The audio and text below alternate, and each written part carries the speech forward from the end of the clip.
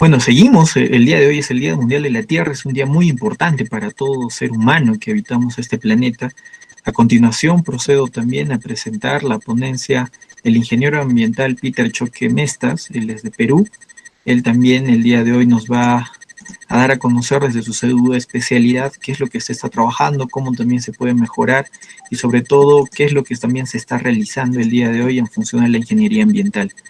El ingeniero Peter Choquemestas es ingeniero ambiental, es profesor de educación técnica, es maestrante en la maestría de ecología en la UNO-PUNO, es director del grupo Ecoeficientes, es ganador del Premio Nacional Ambiental 2016, es ganador del Premio Nacional de Cultura del Agua 2017 y 2019 del Ministerio del Medio Ambiente y también actualmente es un especialista ambiental en diversas municipalidades del Perú. El día de hoy tendremos la ponencia del ingeniero Peter Choque sobre el riesgo de la agroecología por el cambio climático, para lo cual le damos la más cordial bienvenida y muy buenas noches, ingeniero. Puede hacer su presentación. Buenas noches, Yamil, muchas gracias. Se me escucha bien, ¿no? Sí, perfecto. Ok. Agradecerle también a la doctora que me ha antecedido un fraterno saludo desde, desde Perú, pues, ¿no? Y sin duda alguna, la auditoría ambiental es una de las actividades ambientales más muy importantes en, en temas ambientales. A ver, voy a tratar de compartir la- las diapositivas que he preparado. Un poco que no quiere. A ver, a ver. Hoy día es 22 de abril, es el Día Mundial de la Tierra, ¿no? Y es un día para reflexionar, un día para tal vez pensar como sociedad civil qué es lo que estamos haciendo y qué están haciendo los gobiernos del mundo, incluidos nuestros países, México, Chile, Bolivia, ¿no? Latinoamérica, porque Latinoamérica es uno de los continentes más vulnerables a los efectos negativos que va a provocar el cambio climático. No sé si ustedes han escuchado de la Agenda 2030, una agenda que los países lo han creado, esto a sugerencia de científicos, para lograr mitigar, ¿no? Y lograr también crear nuevas políticas públicas en el mundo, ojo, en el mundo, para reducir pues este efecto eh, irreversible que está provocando la actividad antrópica. Pero bueno, hoy día les quiero hablar un poco de eso, el riesgo de la agroecología por el cambio climático. Eh, Seguramente ustedes habrán escuchado sobre la seguridad alimentaria. La seguridad alimentaria también es uno de los objetivos pues, de la Agenda 2030, ¿no? Y si nosotros no garantizamos alimento para la humanidad, ¿qué es lo que puede pasar? Hambruna, raquitismo, entre otras enfermedades, y que probablemente en algunos continentes ya lo están pasando, como es en África, ¿no? O acá cerca, en Centroamérica, en Haití, ¿no? Países que no tienen pues esa soberanía alimentaria que se requiere.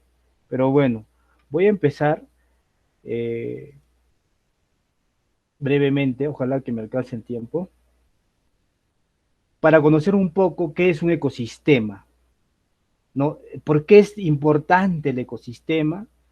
Y también pues hay tipos de ecosistemas, ¿no? El ecosistema es el conjunto de especies de un área determinada que interactúan entre ellas y con su medio abiótico, mediante procesos de la depredación, el parasitismo, la simbiosis, ¿no? Y entre otras cosas con el medio ambiente, donde puede haber esta interacción, ¿no? Y que al final pues llegan a un proceso de descomposición, desintegración y posteriormente llegan a ese ciclo pues de que se convierten en energía y en nutrientes.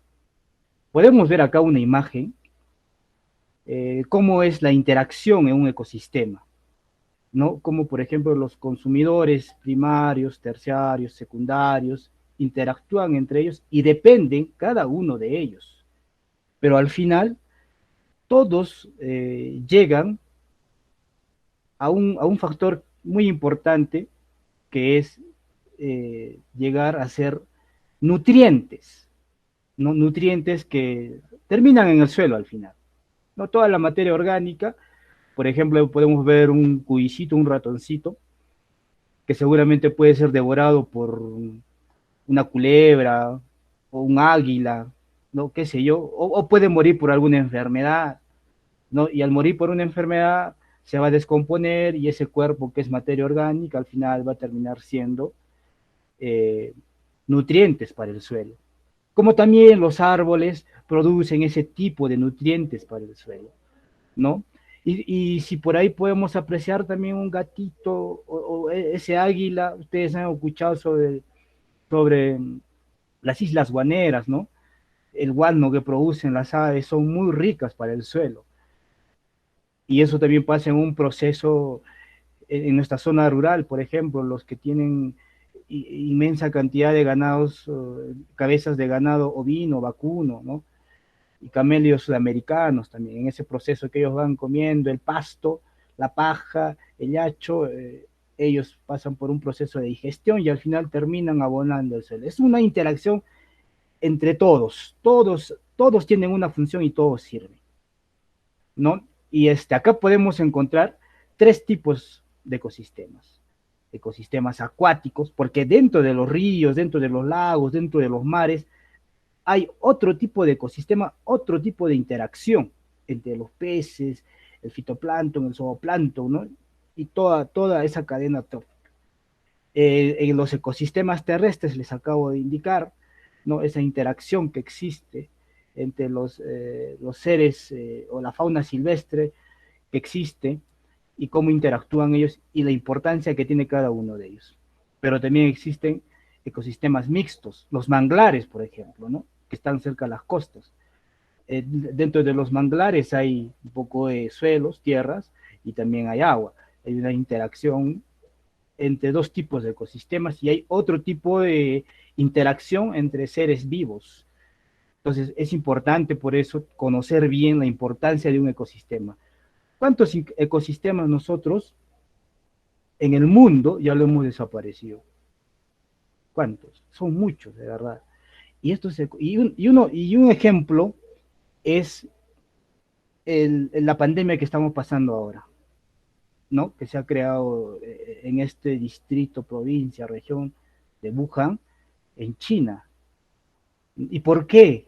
Porque estos animalitos, los murciélagos, se han sentido amenazados o el hábitat donde ellos vivían, el ecosistema donde ellos vivían, lo han ido desapareciendo poco a poco. Entonces, estos animalitos van migrando a otros lugares. Y cualquier otro de los animalitos que todavía nos falta por conocer, ¿ah? ¿Qué es lo que pasa? Tú no sabes qué tipo de enfermedades puedan tener y qué tipo de efectos negativos puedan tener en el hombre. Y eso pasa porque tú vas depredando sus ecosistemas, el área, el hábitat donde ellos viven, ¿no? Lo mismo pasa acá en Madre de Dios. Han deforestado hectáreas de árboles. ¿Cuántas especies que habían ahí habrán migrado a otro lugar? Y en Puno también, no somos ajenos acá en Puno. Yo cada vez que voy al muelle que está cerca al lago Titicaca, yo me recuerdo que hace 10 años atrás no era muy frecuente ver parihuanas, ¿no? Los famosos flamengos. Ahora tú los ves constantemente. Es que seguramente las lagunas donde ellos habitan, que es por encima de los 4.000 metros sobre el nivel del mar, o sea, donde no hay mucha presencia de seres humanos, han sido pues invadidas por algunas especies humanas, seguramente, y son ellos quienes han arribado acá. Son aves migratorias, sí, pero que tú ya los veas frecuentemente ya es muy extraño, ¿no? Pues entonces, la agroecología es algo que en el mundo entero es una actividad económica que va creciendo cada vez más, porque ya habrán escuchado ustedes en muchas noticias, habrán leído muchos artículos científicos y entre otras cosas, que para combatir el hambre debemos de consumir más que productos orgánicos. Y nuestra región, en Puno región, Puno ciudad, es una de las regiones que produce muy buena cantidad de productos orgánicos. Pues entonces nos dice que los tiempos en que la agricultura era solo cosechar, sin tomar en cuenta los efectos secundarios y el daño que se le podía hacer al ambiente, quedaron atrás. Hoy a la agroecología se le, se le encarga de gestionar de manera responsable y sostenible de este proceso. Científicos e investigadores afirman que la agroecología permitirá enfrentar los desafíos del futuro. Por eso les decía la importancia de garantizar la seguridad alimentaria. Y se propone que el 30% de la tierra se conserve para producir alimentos que sean cultivados por y para los agricultores, para que se fortalezca la seguridad alimentaria y los excedentes se utilizarán para exportar. La gran pregunta es acá, ¿cuánto del excedente que se produce en Puno de la quinoa orgánica se queda en la región Puno? ¿No? ¿O cuántos de los que producen quinoa orgánica consumen acá en la región Puno? Es irónico. He visto muchos casos que muchas familias producen quinoa porque es una manera de generar ingresos económicos en la actualidad acá en la región Puno, pero sin embargo venden la quinoa y está tiene un muy buen precio, creo que está a 10 soles el kilo, para que al final compren fideo, arroz y otros productos que no son nada nutritivos. Es por eso que hay, ¿no? Irónicamente, datos nutricionales que en Perú sigue habiendo, en Puno sigue habiendo anemia. Es increíble porque Puno tiene quinoa, cañigua, tarwi, habas, oca, o sea, un montón de productos, pero sin embargo, seguimos siendo una región con anemia. Pues entonces la agroecología ha sido tomado muy en cuenta en los últimos años y es uno de los objetivos de los ODS, que es el objetivo número 2, hambre cero. La agroecología, como dicen los científicos, van a ayudar a darle seguridad alimentaria al mundo para que para erradicar la hambruna. Y esta agenda 2030 se tiene que cumplir al 2030 y el Perú es parte de esta agenda. Habría que preguntarnos qué es lo que estamos haciendo. Pero a ello también mencionan, ¿no?, que un 30% debe de conservarse para producir los alimentos, los suelos deben de conservarse. Pero en la actualidad, ¿estaremos llegando a eso? ¿O cuántos de los suelos que tenemos en la región de Puno lo utilizamos para la agricultura orgánica? Creo que poquísimo. Bueno, pues entonces esta disciplina se basa en los policultivos. Me refiero básicamente a la agroecología, que se basa en los policultivos, ¿no? Agricultura que imita pues la diversidad de los ecosistemas naturales y plantas herbáceas, evitando cargas sobre el suelo agrícola de las cosechas únicas. No monocultivo. Monocultivo es cuando, por ejemplo, he visto que en la selva peruana, producen hectáreas de palmas aceiteras, ¿no? Y para ello han tenido que talar muchos árboles. Eso también es un efecto negativo en los ecosistemas producidos por el hombre, por una actividad antrópica. Pero cuando hablamos de policultivos, y esto en la región de Puno todavía se practica, no hemos perdido, porque también es una actividad ancestral que venimos arrastrando de hace décadas, años atrás, de nuestros abuelos, incluso desde la época de los incas. Pues entonces acá nuestros policultivos son, pues, ¿no? Como pueden ver ustedes en las imágenes, cañigua, quinoa, papa, habas, tarwi, oca, entre otros productos. Entonces, la agroecología nos dice que nosotros no debemos enfocarnos solo en un cultivo, en una especie, en producir, digamos, 10 hectáreas de papa, no, sino que debemos de variar, darle un determinado territorio para una determinada siembra, ¿no? Y así tener diferentes parcelas de cultivos de otras especies, de tal manera que no saturamos el suelo y también ayudamos a generar más nutrientes. Pero la pregunta es acá otra vez, ¿estaremos cumpliendo esa actividad en el Perú? Digo en el Perú porque en la región Puno, al menos en algunos lugares, lo seguimos practicando, ¿no? Lo estaremos haciendo. He viajado mucho por la región de Puno En muchos distritos muy pequeños sí se practica bastante, ¿no? Y en algunos lugares donde ya se trabaja la agricultura de manera industrial para exportar, solo se han dedicado a sembrar quinoa. Y eso puede ser peligroso, porque se va a llegar a que erosionen esos suelos y puedan perder los nutrientes que tiene el suelo, ¿no? Entonces siempre hay que variar, siempre hay que tener una parcelita de diversidad de productos. Y a futuro vamos a llegar a eso, les voy diciendo ya. Más adelante yo les voy a explicar más o menos. Entonces, de eso trata la agroecología. Pero entonces acá, ¿qué deberíamos hacer o qué tipo de acciones deberíamos de tomar nosotros para garantizar productos agroecológicos sustentables y sostenibles? ¿No? Debemos usar fertilizantes o insumos orgánicos. Como ustedes pueden ver ahí en las imágenes, abonos orgánicos, el famoso compost, ¿no? O el humus en muchos de los casos. Pero en los últimos 3 años, los municipios han empezado a hacer programas de valorización y segregación de los residuos sólidos orgánicos e inorgánicos. Y eso ha hecho de que mucha gente también haya empezado a hacer esta práctica, porque el abono orgánico es un abono altamente nutritivo para los suelos. En realidad, pues ya ustedes habrán escuchado, es materia orgánica, ¿no? Todo lo que ya no tienes ya no utilizas, por ejemplo, en la cocina, lo desechas a la compostera para que al final se vuelva en abono orgánico. La cáscara de papa, el huevo, la cáscara de las frutas, entre otros productos, ¿no?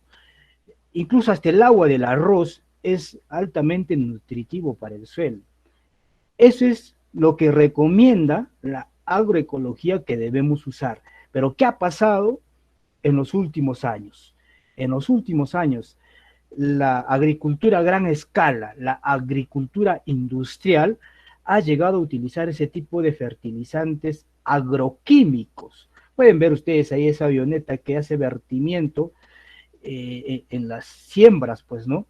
Y abajo pueden ver ustedes también qué tipo de agroquímicos se utiliza para qué, para fertilizar el suelo y también pues para tal vez eliminar algunas plagas. Pero eso es altamente tóxico. Eso es lo que malogra el producto orgánico y el suelo. Arriba, esa nave que ustedes ven que está esparciendo, este, no sé, qué, digamos, unos 300 kilómetros cúbicos de agua. ¿Qué es lo que va a pasar ahí? ¿Qué efecto va a pasar ahí? Esa partecita les quiero explicar. Estos agroquímicos tienen COPS, compuestos orgánicos volátiles, que al ser esparcidos generan un gas y ese gas llega a la atmósfera y también ayuda a contribuir en el aceleramiento del calentamiento global. Y no solo esa avioneta, ustedes habrán visto que en China, yo me recuerdo, cuando Fujimori fue presidente, a las 5 de la mañana, él lanzaba su programa agro, no sé qué nombre tenía, pero tenía que ver con la agricultura. Y los chinos allá utilizaban, pues, ¿no? Esa bomba manual que llevan en la espalda y empiezan a mover la palanquita y esparce ahí, pues, ¿no? El líquido. Entonces, esos líquidos tenían agroquímicos, ¿no? Y en China y en Japón bastante han llegado a utilizarse, que al final han llegado a erosionar sus suelos y es por eso que no pueden producir muchos productos orgánicos como lo que producimos acá en el Perú y sobre todo en Puno, porque nuestros suelos son vírgenes de estos agroquímicos. Entonces, ese es uno de los problemas en la actualidad en la agroecología, que en algunos lugares se ha llegado a utilizar este tipo de insumos químicos para poder fertilizar el suelo. No sé si ustedes se recuerdan del aldrin, seguramente sus abuelitos lo han utilizado. Ese aldrin es un agroquímico que al final ha provocado que esos suelos se acidifiquen. Bueno, yo no soy agrónomo, pero eh, a lo que yo he investigado, he preguntado también y hemos averiguado, es lo que ha pasado pues en algunas ciudades del país, ¿no? Del Perú. También, pues, lo que se recomienda dentro de la agroecología es la utilización de maquinaria, no, o sea, pesada, no utilizar maquinaria pesada, ¿ya? Lo que recomiendan es que lleguemos a rescatar las tecnologías ancestrales, los instrumentos ancestrales, ¿no? Como la raucana, ¿no? La chaquitaglia, por ahí tal vez los guaruarus, ¿no? Esas tecnologías ancestrales que incluso la Organización de las Naciones Unidas las recomienda que debemos de recuperarlas. Ayer Taina nos hablaba, Taina que es de Chile, su familia produce quinoa orgánica allá en Chile, que ellos han llegado a crear programas y proyectos para utilizar la tecnología ancestral, pero también de la mano con tecnología moderna. Entonces, nosotros en el Perú estaremos a ese nivel, ¿habremos avanzado algo? Sí, yo creo que sí. Por eso les decía, los tractores que se utilizan en las zonas rurales no afectan mucho, porque son tractores que dan una pasada y el rastrillo, no es pues como ustedes ven ahí al costado de la señora que está arando la tierra con su raucana o los niños, pero acá vemos al costado que hay maquinaria altamente pesada.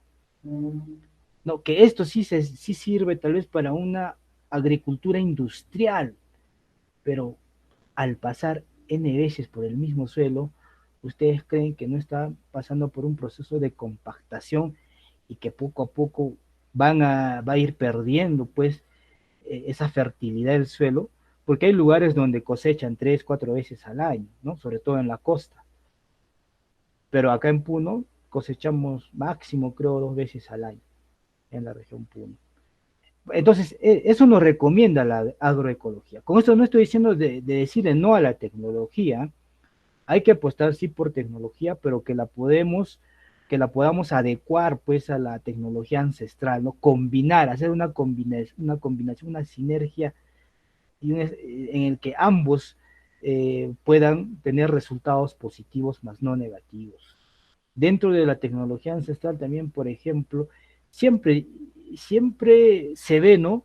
La presencia de la familia trabajando la tierra y las mujeres. Yo siempre me he sorprendido de que cuando voy a veces a visitar algún lugar, veo más eh, damitas en la chacra, más mujeres en la chacra. Y me recuerda a la exposición que hizo Dora Mayoral, ¿no? De México el día lunes, decía de que las mujeres cumplen un rol importante en el campo. Y creo que no es el único lugar, sino acá también en el Perú, ¿no? Entonces, ven ustedes cómo hay esa integración, esa integración entre el suelo, la tierra y el ser humano. Creo que todos los que estamos acá, en algún momento de nuestras vidas, hemos ido a una chacrita y hemos pisado la tierra y hemos escarbado la papa, la oca, o tal vez habremos sacado las habitas de los matorrales. Creo yo que sí. Y es muy bonito, te sientes bien. Y a eso vamos a llegar más adelante porque eso es lo que quiere, o a eso nos induce, pues, ¿no? La agroecología. También dentro de la agroecología, ¿qué es lo que se debe hacer? Les estoy dando qué es lo que se debe hacer porque más adelante vamos a hablar lo negativo y los efectos negativos que ya se tienen en la actualidad. Bueno, yo tuve la suerte de ir el año pasado, el anteaño pasado, a Lampa, a un centro poblado que se llama Mochegaque Japo, en donde fueron a recuperar tierras, ¿no? Andenes ancestrales para la siembra de papa. Pero en esta ocasión ellos han implementado una nueva tecnología natural, por cierto. Ustedes pueden ver ahí en las imágenes ese cerco, ¿no? Son cercas vivas, o sea, son cercos perimétricos de árboles, ¿no? Y estos cercos ayudan, en primer lugar, a generar un microclima para el producto que tú vas a sembrar. Son cortavientos. también son nutrientes para el suelo, ¿no? Y son árboles. En Mochigaque Japu, que queda acá en Lampa, lo han hecho estos cercos perimétricos con las queñuas.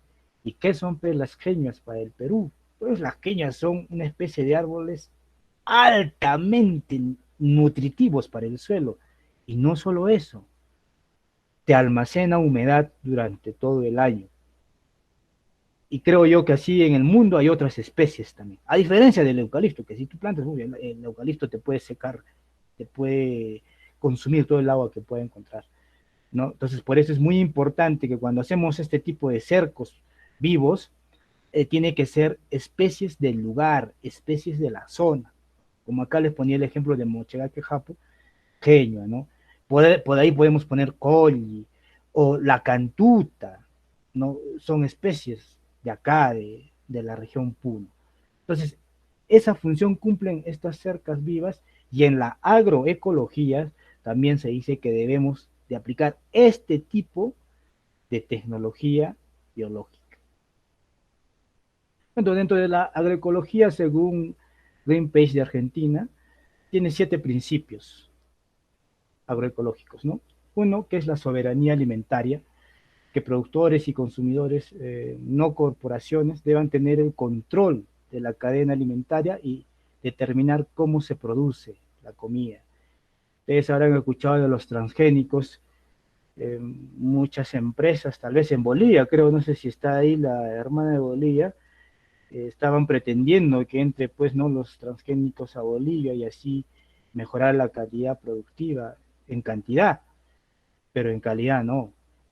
Pero esto de los transgénicos es también un tema muy polémico. Si se incrementa el calentamiento global, va a haber lluvias ácidas y estas lluvias ácidas van a provocar que los suelos se acidifiquen y por ende no, los alimentos orgánicos, en este caso como la quinoa o la papa, van a tener un efecto negativo y tal vez la producción va a ser mínima, en algunos casos ya ni se va a poder producir. Pero estos alimentos, estos productos transgénicos, he estado leyendo por ahí un artículo científico, es más, tuve una discusión en la maestría que estoy siguiendo con los compañeros biólogos, decían de que no se debe utilizar y que acá hay una patente que es Monsanto que quiere manejar todas las tierras o los suelos del mundo. Sin duda alguna tienen razón, porque Monsanto es el dueño de los transgénicos. Pero de acá a 50 años, ¿qué?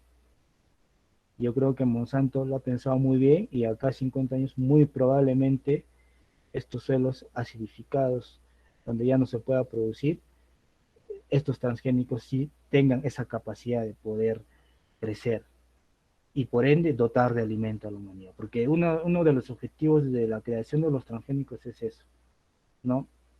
Sacar de la hambruna a muchos países. Otro de los principios es la valorización de la vida rural. La agroecología contribuye al desarrollo del campo y a la lucha contra la pobreza porque garantiza un medio de vida seguro, sano y ecoamigable y económicamente viable. Sin duda alguna, en los últimos años ya les he dicho que en el Perú se ha ido fortaleciendo la agricultura y también la ganadería. Puno, una ciudad turística, pero tiene distritos como por ejemplo Mañazo, ¿no? O Ácora, que ahora último están sembrando en biohuertos fresa, o como Paucarcolla y Vilque y Mañazo son distritos de Puno que son ganaderos, están produciendo leche de calidad, ¿no? Lácteos, y ciudades como la zona Aymara, ¿no?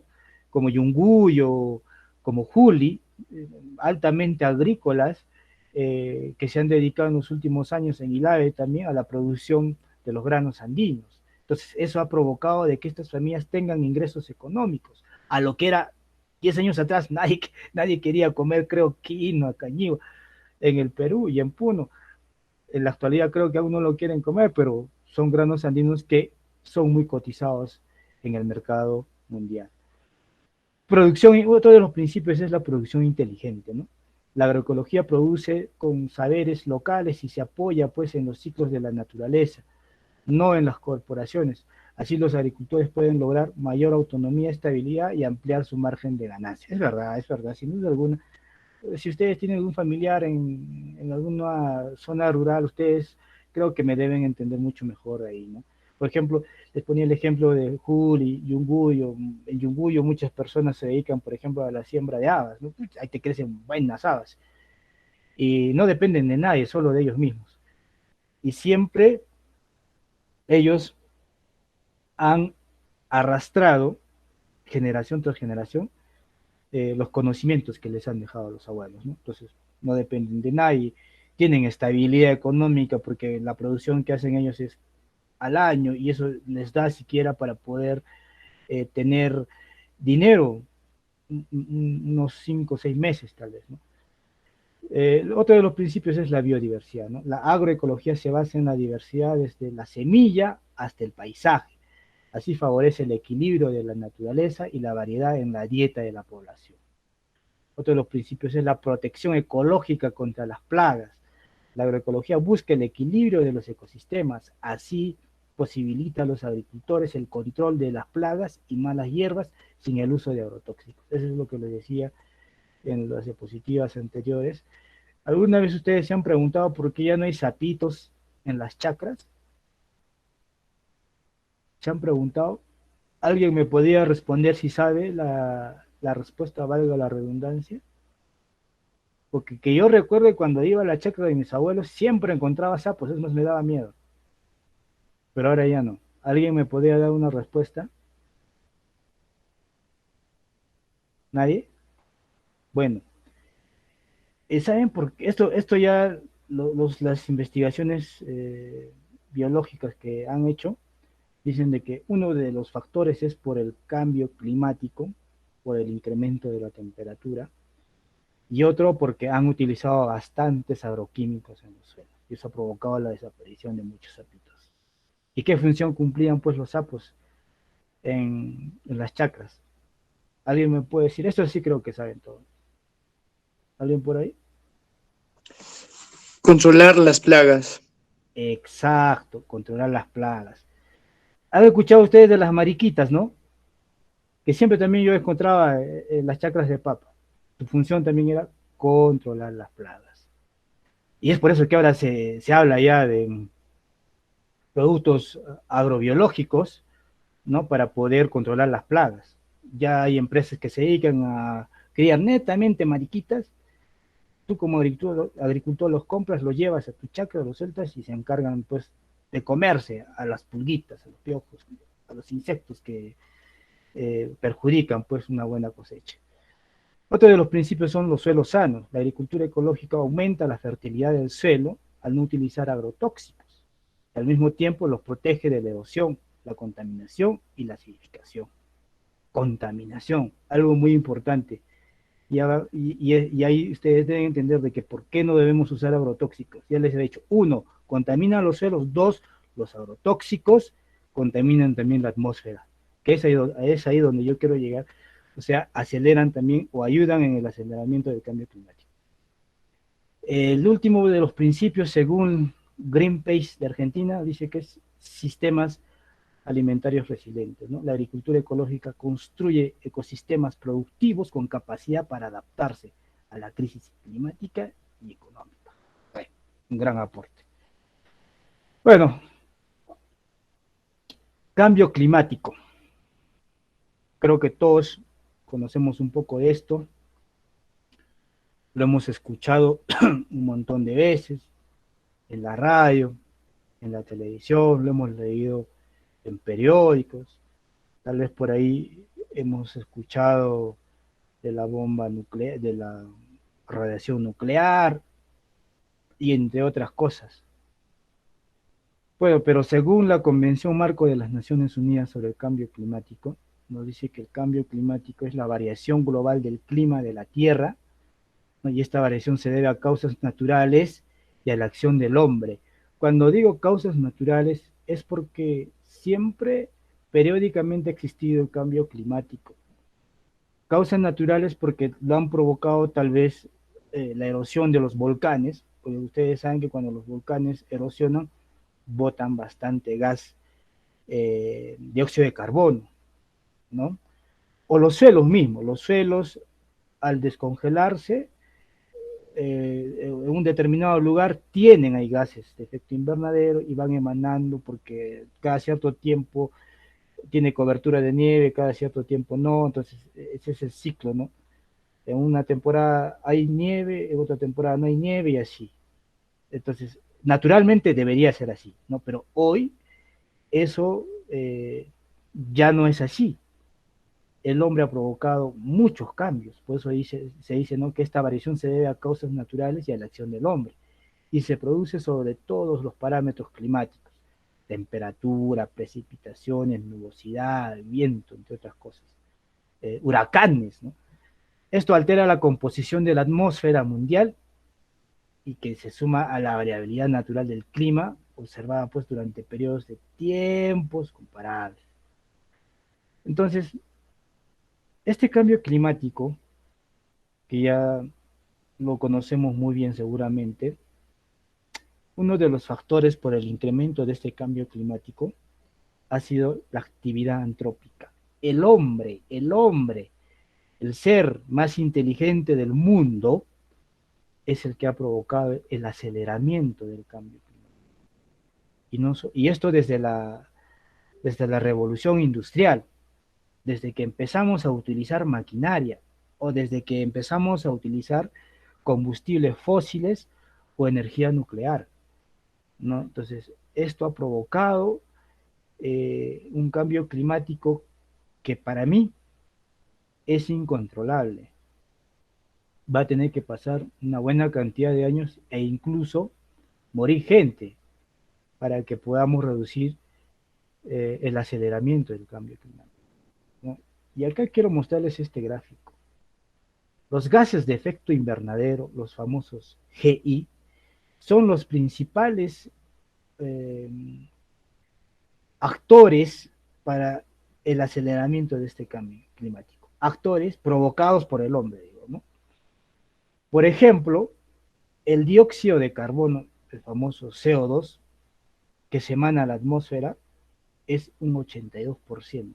Del total, del 100% de los gases de efecto invernadero que se emana a la atmósfera, el CO2 es el 82%, ¿no? Y el metano es el 10%. ¿Qué es el metano? El CH4.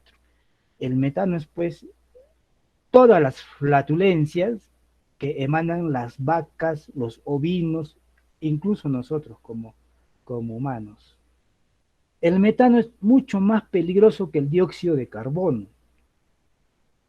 El metano tiene esa composición química que ayuda mucho más rápido en el aceleramiento del cambio climático. Y en los últimos años se ha incrementado. ¿Por qué? Porque ha habido mucho más consumo de carne, ¿no? Y esto porque ha incrementado la población en el mundo también. Entonces, y así como va incrementando la población en el mundo, necesitamos alimentos. Con eso no les digo que no deban de consumir carne de ganado vacuno, vino, no, necesitamos esos nutrientes en el cuerpo también, ¿no? Y en el ecosistema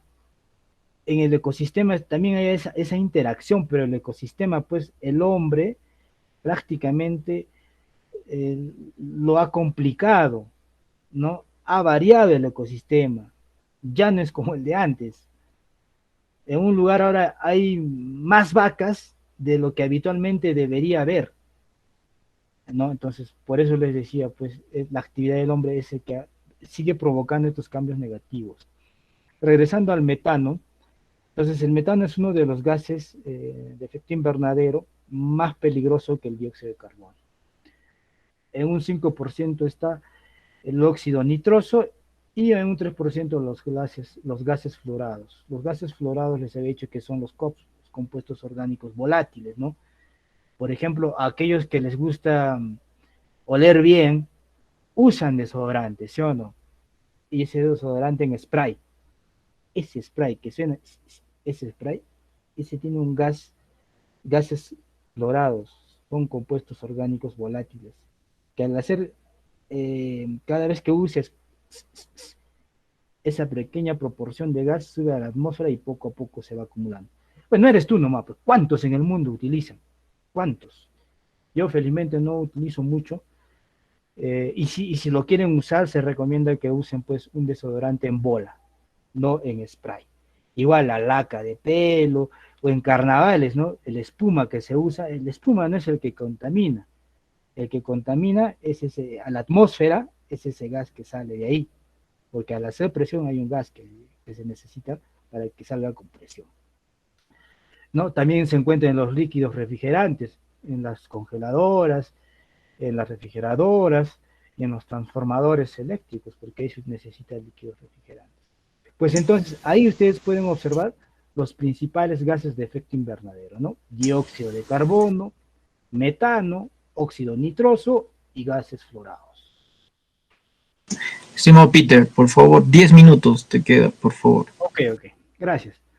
Bueno, a ver, los países que más contaminan el aire, bueno, son países que ya los conocemos. Está China, con Estados Unidos, está la Unión Europea, está la India, Rusia, Japón, Alemania, Irán, Corea del Sur, Indonesia, Arabia Saudí, Canadá.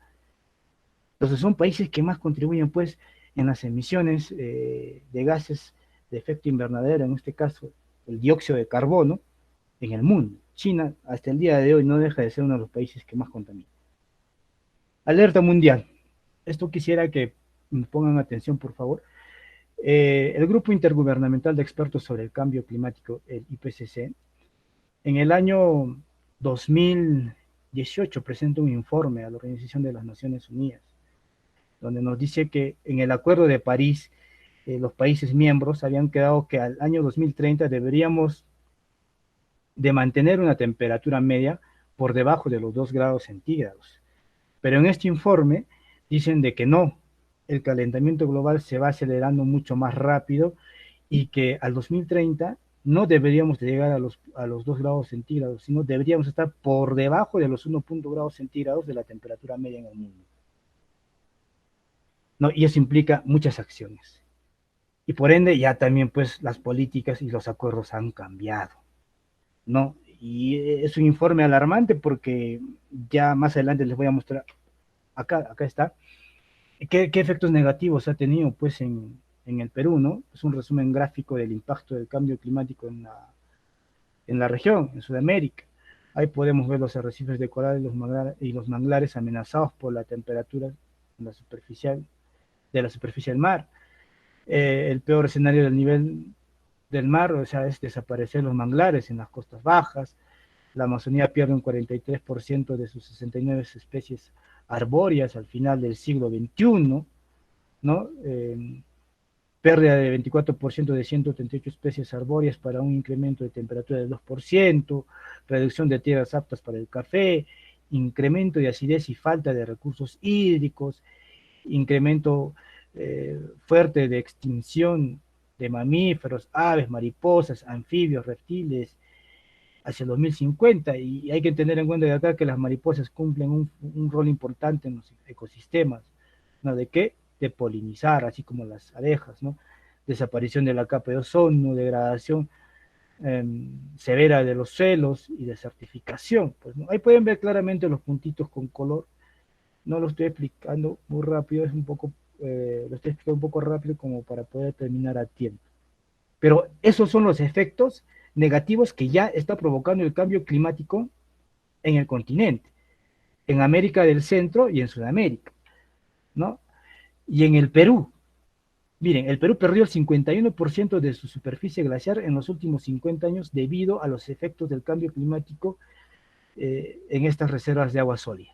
Este informe lo presentó el Instituto Geofísico de Glaciares Andinos del Perú al Ministerio del Ambiente el 2019, si no me equivoco, un informe en el que menciona que ya hemos perdido el 51% de los glaciares, en los últimos 50 años. Ojo. Y acá podemos apreciar, por ejemplo, abajo dice el Barroso, cordillera extinta. Ya no tenemos esa cordillera, que está de negro. Lo más alarmante acá son las líneas rojas, ¿no? Chonta, por ejemplo, ya está por desaparecer, está en un 92.16% ya para desaparecer.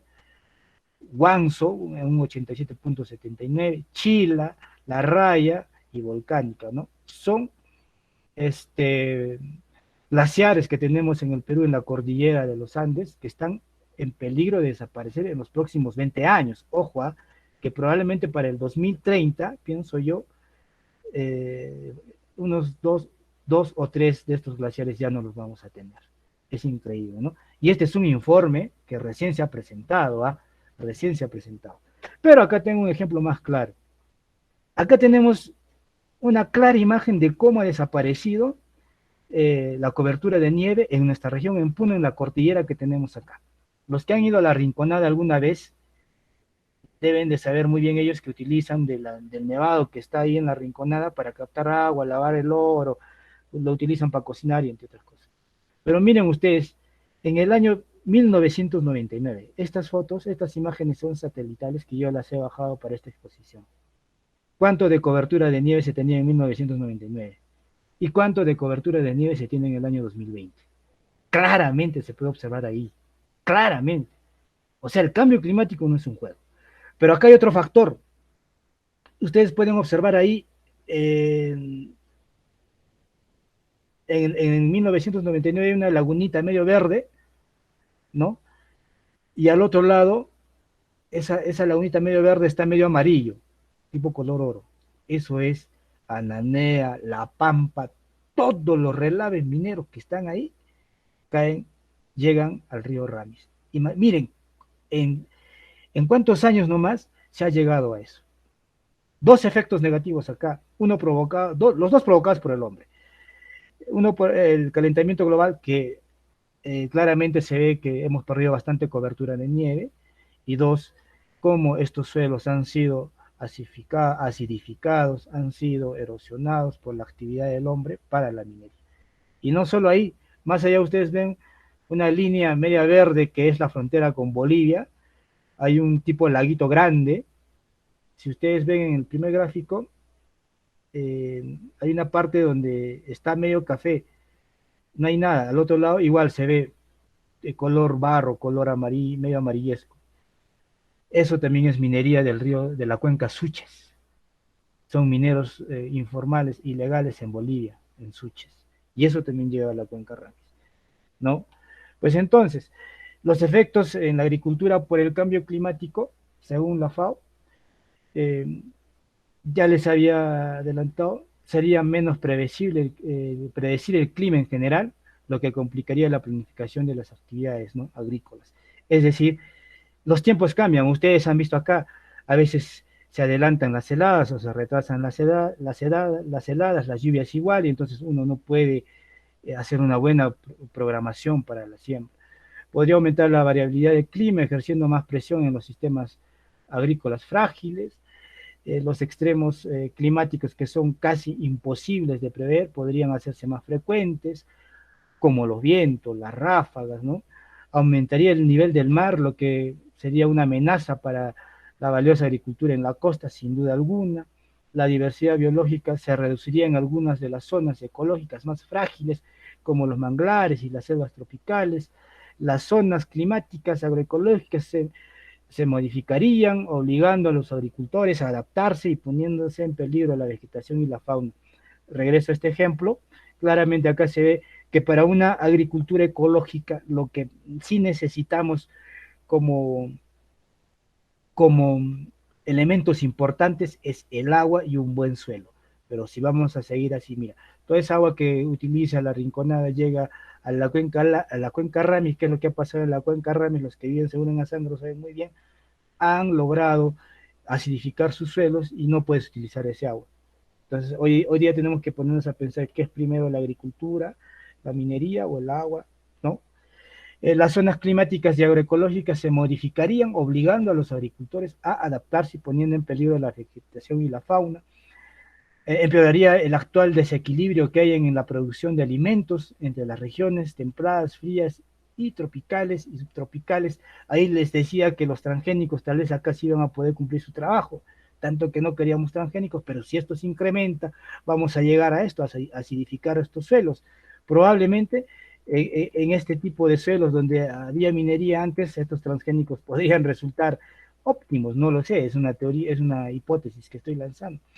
Se modificaría espectacularmente la distribución y cantidades de pescado y de otros productos del mar, creando un caos en las actividades pesqueras establecidas de los países, porque eh, si aumenta la temperatura, muchas especies de peces no van a poder soportar las altas temperaturas del mar, los arrecifes de coral van a desaparecer, y bueno, pues los arrecifes de coral son una fuente muy importante de producción de alimento para los peces, ¿no?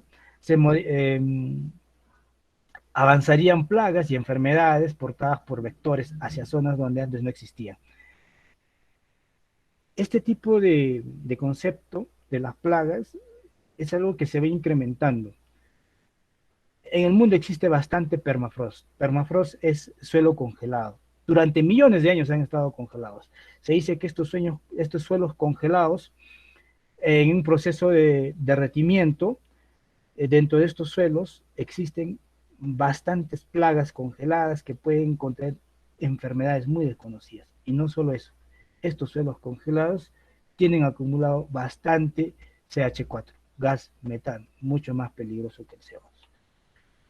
Y bueno, entre los factores que intervienen en la formación del suelo se encuentran estos factores. Los cambios bruscos de temperatura como el calor, frío, viento, el oxígeno, dióxido de carbono, el hielo, el agua, la humedad, las plantas, animales y bacterias, ¿no? El suelo es un producto de la desintegración o fragmentación de las grandes rocas, también conocidas como rocas madres. Si alguna vez ustedes se han escapado por Jayuaya, ahí pueden ver claramente ustedes esas rocas madres. Pero tienen que influir estos factores que les he dicho. Quiero decirles esto, sin suelo no hay vegetación, sin vegetación no hay alimento, sin alimento no hay flora y fauna, sin flora y fauna el ecosistema termina por desaparecer, por eso les decía que todo es una interacción. Pero a un problema también el hombre ha logrado conseguir soluciones, entre comillas lo voy a decir así, son de los 17 objetivos de desarrollo sostenible.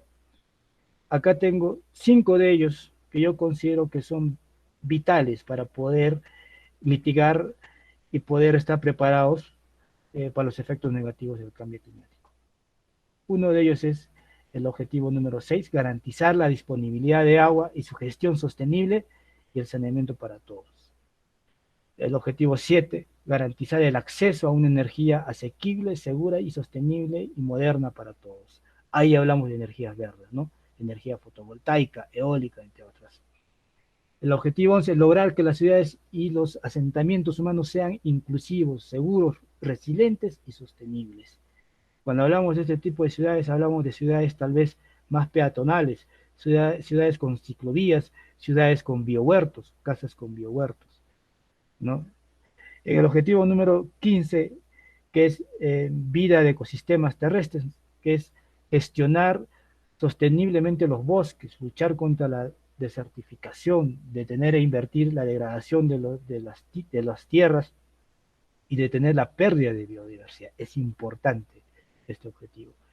El objetivo 13, adoptar medidas urgentes para combatir el cambio climático y sus efectos. Dentro de esas acciones está pues reducir el consumo de los combustibles fósiles como es el petróleo, la gasolina y sus derivados, combustibles fósiles que son uno de los factores importantes del aceleramiento del cambio climático. Y en el Perú hemos avanzado un poco, digo un poco porque acá estoy con la Constitución, ¿no?, del 93, que ahora piden que la cambiemos, los candidatos dicen vamos a cambiar, dicen, ¿no? Entonces dice, por ejemplo, dentro de los derechos fundamentales de la persona, en el artículo 2, inciso 22, dice, ¿no? Derechos fundamentales de la persona. Toda persona tiene derecho a la paz, a la tranquilidad, al disfrute del tiempo libre y al descanso, así como a gozar de un ambiente equilibrado y adecuado al desarrollo de su vida. Un poco ambiguo. Ya el derecho fundamental debe estar muy aparte ya. De decir, todo peruano tiene derecho a un medio ambiente sano, así, puntual, no debería estar junto. Pero también dentro de la Constitución, acá tenemos, ¿no? En el capítulo 2, ¿no?, del ambiente y los recursos naturales, ¿qué dice, no? Los recursos naturales, renovables y no renovables son patrimonio de la nación. El Estado es soberano en su aprovechamiento. Por ley orgánica se fijan las condiciones de su utilización y de su otorgamiento a particulares, ¿no? Eso ya es para las concesiones, ¿no? Y la explotación de nuestros recursos naturales. La concesión otorga a su titular un derecho real, o sea, perdemos el derecho, ¿no? Sujeto a dicha norma legal. Pues entonces acá ya debería haber en la Constitución otro capítulo que nos hable netamente del cambio climático. Ya debe estar acá porque es un problema, ¿no? Y un problema que lo debemos de solucionar constitucionalmente también. Y en el Perú hemos avanzado con estas tres leyes que para mí son importantes desde mi punto de vista. La ley número 28611, Ley General del Medio Ambiente en el Perú, la ley número 29338, Ley de los Recursos Hídricos, y la ley marco sobre el cambio climático, la ley número 30750. Leyes que nos han ayudado, o nos van a ayudar, creo yo, en cierta medida a mitigar los problemas del cambio climático, y por ende, pues, quiero terminar con ustedes, queridos amigos. Si bien es cierto, lo he hecho muy rápido, espero que les haya gustado. Hay algo que debemos hacer todos nosotros. Debemos ser muy responsables en consumir tecnología, en consumir ropa, en consumir alimentos, pero sobre todo, queridos amigos y amigas, hay que empezar a incidir más en las políticas medioambientales, en las políticas sobre el cambio climático en nuestras ciudades. Recuerden bien esto, regreso acá. Sin suelo no hay vegetación, sin vegetación no hay alimento, sin alimento no hay flora y fauna. Sin flora y fauna, el ecosistema termina por desaparecer. Y nosotros somos parte ¿de qué? De un ecosistema. Muchas gracias, queridos amigos, y eso sería todo. Muchas gracias, ingeniero Peter. Ha estado muy interesante también la ponencia que hemos tenido el día de hoy. Si habría alguna pregunta, pueden abrir sus micrófonos. Y también te pediría, por favor, ingeniero, que puedas dejar en el chat también tu correo electrónico para que también las personas que se quieran comunicar contigo puedan hacerla directamente. Si habría alguna pregunta, los invito a que puedan aperturar sus micrófonos.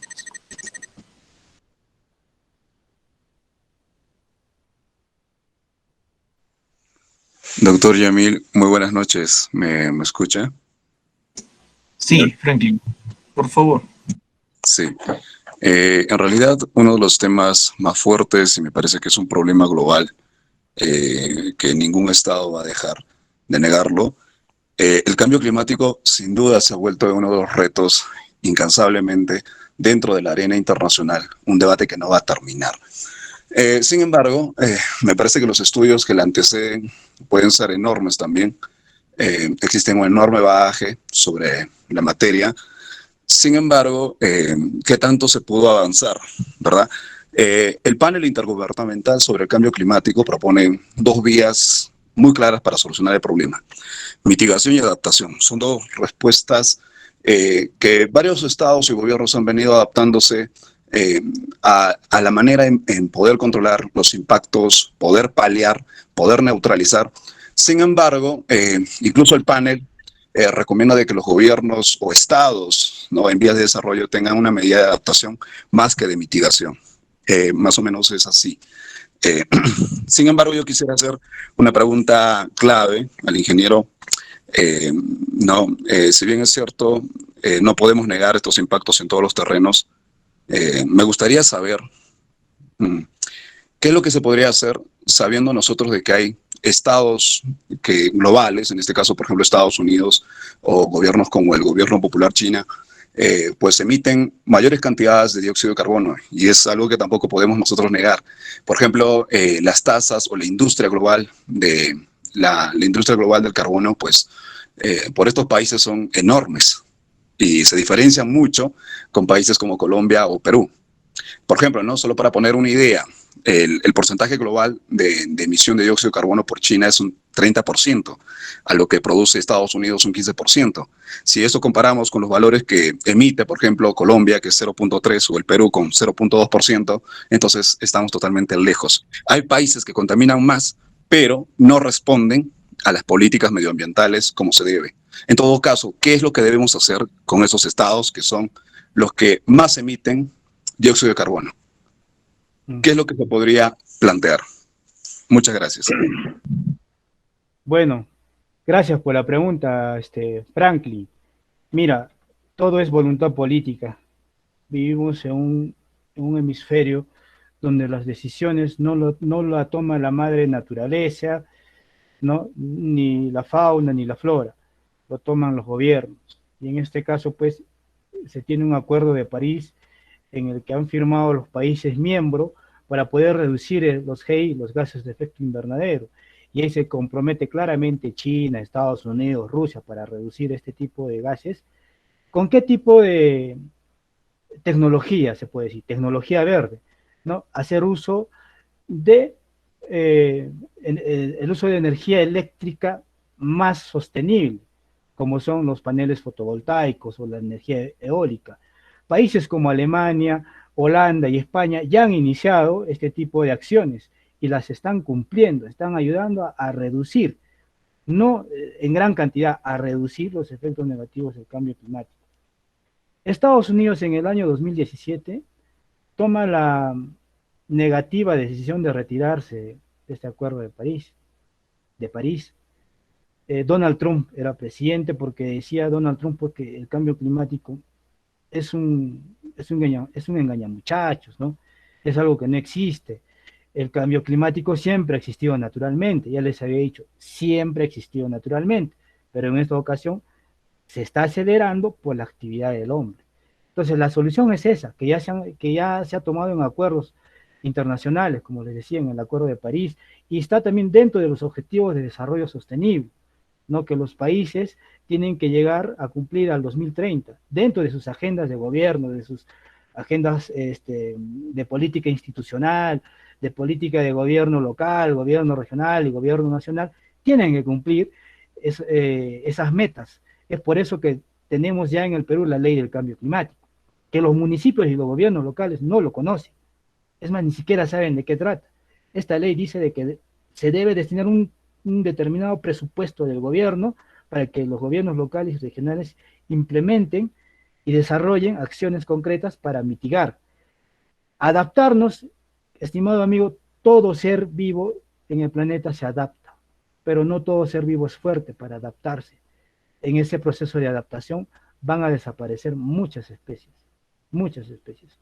incluso hasta razas de hombres tal vez, ¿no? Porque no todos tenemos el mismo, la misma fortaleza, ¿no?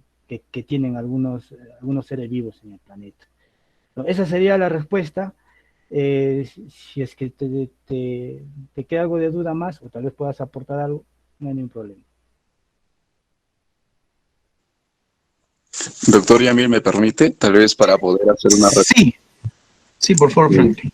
No, sí, hace un tiempo escribí un trabajo de investigación titulado En la puerta del infierno y bueno, casi básicamente trata de una proximidad a los desafíos que se desprenden desde el cambio climático dentro de la arena internacional. Y bueno, son dos recomendaciones las que concluyo.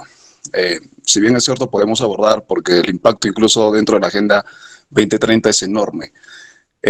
Sin embargo, no se ha tomado mucha seriedad en abordar esta temática, sino incluso esas normas que se vienen desarrollando, tanto las políticas medioambientales, pues no vienen institucionalizándose dentro de las instituciones reguladoras. Me parece que una respuesta que podríamos hacer frente al cambio climático es poder crear algunas instituciones transnacionales sancionadoras. Si nosotros entendemos de que hay estados que emiten mayores dióxidos de carbono por el planeta, entonces me parece, ¿no?, que debería haber una institución que pueda no solamente regular el medio ambiente y los impactos que se dan por el cambio climático debido a la industria fósil, y también no dejar de lado, ¿no?, este modelo económico hegemónico, y me parece que esta sería una respuesta. Plantear una institución soberana que pueda sancionar. Me parece que hay estados que no cumplen, y más todavía gobiernos poderosos, y bueno, me parece que esto no es correcto. Otra cosa que también me gustaría poner sobre la mesa es poder institucionalizar el tema del cambio climático dentro de todas las agendas de los gobiernos nacionales. No, uno podría pensar desde diferentes sectores que esto no se ha manejado con mucho cuidado, y, por ejemplo, ¿no? Desde el sector educativo, por ejemplo, este tema de institucionalizar dentro de la educación básica regular, dentro de las educaciones superiores, pues resulta ser un tema muy importante. A veces dentro de las mallas curriculares no se encuentra, y muchos pues no sabemos cuáles son las políticas mitigadoras o adaptativas. Tal vez podría ser esos dos, no, más o menos dos propuestas. Estos son estudios que me parece que ya se han venido tomando con fuerza. Sin embargo, esto podría ser para poder acoplar al ingeniero Peter, más bien agradecerle por la respuesta que ha hecho y por la ponencia que se ha desprendido dentro de la noche. Muchas gracias. Gracias, doctor Yamil. Gracias al profesor Franklin. Es interesante por eso tener también en esta aula MIT a personalidades que justo está para eso, para poder aportar, poder dar propuestas, poder analizar también, y mucho más por el Día de la Tierra. Gracias, profesor Franklin. Y también agradecer a todos los participantes que han estado el día de hoy aquí presentes en el aula MIT. Saben que estamos empezando este ciclo, empezó el día lunes, ya terminamos el día sábado. Ha sido un ciclo muy interesante de conocer también bastantes propuestas sobre el Día Mundial de la Tierra. Sí, Peter. Si me permites, acá hay dos preguntas que las voy a responder. No, Franklin, tienes toda la razón. Debería de institucionalizarse internacionalmente y crear organismos sancionadores para reducir, ¿no?, los GI. Pero sin embargo, en el protocolo de Kioto ya se había plantado sobre los bonos de carbono. Esto es como algunos incentivos para aquellas empresas que emanan mayor cantidad de GI y poderlos retribuir, ¿no?, si utilizan algún tipo de tecnología verde para reducir sus gases de efecto invernadero. Y también estos bonos de carbono lo pueden aplicar algunos países, por ejemplo, plantando árboles de especies nativas del lugar donde ellos viven. Acá hay una pregunta de Grogoyo a Yamamani Yan que dice: ¿cómo trabajar el tema de cambio climático en la formación magisterial? Creo que existe, es el área de ciencia, tecnología y ambiente. Es en ese curso, en esa área donde se debe de trabajar mucho más, enfatizar el problema del cambio climático, porque son profesores que tienen de conocimiento, están capacitados, pero incidir mucho más. He visto de que en los últimos años, dentro de la currícula que tiene la educación básica regular, solo están enfocados en el tema de la contaminación ambiental, ¿no? La contaminación ambiental es uno de los factores que ayuda a acelerar el cambio climático, ¿no? Entonces, habría que, dentro de esa currícula, actualizarla y también, pues, incrementar las nuevas problemáticas en el mundo que existe, como es el cambio climático, como ya lo dijo Franklin, que está pasando desapercibido. Ojo, al 2030 tenemos que cumplir algunas metas, pero no las estamos haciendo. Gilmer José Urtiaga dice: deberían incentivar en la currícula saberes ancestrales para conservar la tierra y el medio ambiente. Y también dice: sería bueno sembrar árboles y hacer cosecha de agua, sería lo mejor para este cambio climático. Es algo que ya se ha venido trabajando, Gilmer, por eso te hablaba del proyecto en Mochigalque, Japón, que utilizaban pues los queños para poder hacer este tipo de barreras para las siembras, pero también ese tipo de queños te ayudan un poco para hacer siembra de cosecha de agua, ¿no? Les decía que las queños son especies de árboles altamente adaptables a nuestro ecosistema, porque son de acá, de la zona, y son muy nutritivos para el suelo y te almacenan bastante agua y te mantienen húmedo casi durante todo el año el suelo. Entonces son cosas que, ya lo ha dicho allí Gilmer, deberíamos de recuperar algunas tecnologías ancestrales o saberes previos, y es algo que creo ustedes lo conocen mejor, ¿no?, los antropólogos que lo han venido trabajando en años, seguramente en investigaciones que han hecho.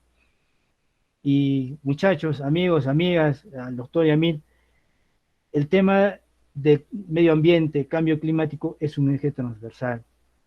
Es un problema que lo debemos de trabajar multidisciplinariamente. No solo es un problema de biólogos o de ingenieros ambientales, sino es un tema multidisciplinario. Muchas gracias con todos ustedes.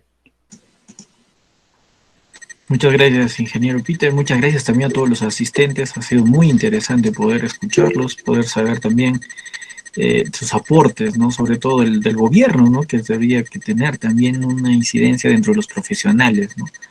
Las multidisciplinas que tenemos en nosotros en diferentes campos profesionales, deberíamos estar inmersos también en estos temas, ¿no? Hoy día, por ejemplo, los invito por eso también a que puedan escuchar de repente todas las ponencias que se han dado durante todo el día de la CEPAL, de los países que ya han firmado este acuerdo de Escazú, y qué casualidad, todavía el Perú no lo firma, no lo ratifica, ¿no? Desde el legislativo, ¿no? Pero tenemos congresistas ahí que han estado promoviendo el medio ambiente, la conservación, pero a veces los ciudadanos tenemos que hacer un poquito de presión para que nuestros congresistas también tomen, escuchen y sobre todo también propongan, ¿no? En materia legislativa nuevos cambios ambientales para la conservación y sobre todo también para que, así como hemos gozado y como hablamos en el desarrollo sostenible, lo que estamos nosotros disfrutando ahora, también las generaciones del futuro puedan disfrutarlo. Pero si no vamos a poder lograr eso, en algún momento de repente vamos a tener que enfrentar de repente mayores crisis ambientales. Es por eso que este ciclo que hemos empezado es para reflexionar y sobre todo también poner que nosotros los profesionales y los que también están en el público presente puedan incentivar a que desde sus espacios también logremos unos cambios que no solamente a nivel legislativo, ejecutivo, sino también a nivel de la sociedad civil, así como las ONGs, las fundaciones, los institutos también puedan generar nuevas propuestas de cambio. En la parte final, Peter, por favor, tus palabras finales y también para cerrar el día de hoy. No, quedo muy agradecido con usted, doctor Yamil, y con todos los que han participado el día de hoy. Termino diciéndoles de que hoy en día tenemos muchos retos. La agroecología está corriendo un grave riesgo de lograr y seguir acelerando el cambio climático. Nuestros suelos se van a acidificar y por ende eso va a provocar que hayan suelos que no sean muy fértiles como los que tenemos ahora, y eso no va a garantizar la soberanía alimentaria. Creo que tenemos todos un trabajo duro, un trabajo arduo, y yo creo que desde donde están ustedes pueden incidir para cambiar y que estas nuevas generaciones asuman posturas claras y posturas responsables. Gracias a cada uno de ustedes, y hoy día no hay nada que celebrar, ¿no? 22 de abril, Día Mundial de la Tierra, pero es más para reflexionar y decir qué es lo que estamos haciendo nosotros y qué es lo que se nos viene de acá al 2030, que no falta mucho, 9 años. Y él les había dicho que en los últimos 50 años el Perú perdió el 51% de sus glaciares.